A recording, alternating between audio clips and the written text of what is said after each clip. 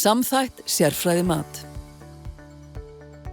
Nýtt heildrænt mat á getu einstaklings til virkni á vinnumarkaði verður tekið upp. Matið byggir á hugmyndafræði ICF, alþjóðlegu flokkunarkerfi sem Alþjóða heilbrigðismálastofnunin gefur út og viðheldur. Að ræða einstaklingsbundið mat á færni, fötlun og heilsu einstaklings í samspili við umhverfi og aðstæður. Í hugmyndafræði ICF nokkurs konar 360 gráðu athugun á hverjum einstaklingi þar sem teknir eru inn fleiri matsþættir en áður hefur verið gert.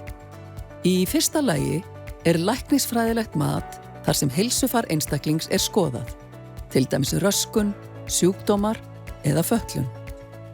Þetta það læknisfræðilega mat sem notað hefur verið hingað til. Síðan það færniþættir, þar sem verið að skoða starfsgetu hjá einstaklingi, líkamsstarfsemi og líkamsbyggingu, auk getu til þátttöku og athafna.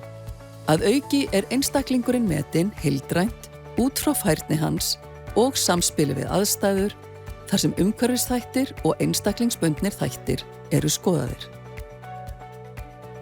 Umsækjendur nýja örorkulífeyrinn og hluta örorkulífeyrinn sem sækja eftir 1. september 2025 þurfa að fara í samþætt sérfræði mat.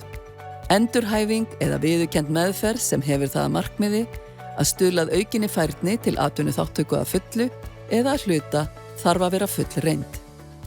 Hægt verður að víkja frá skilyrði samþætt sérfræði mat ef það talið óþarft.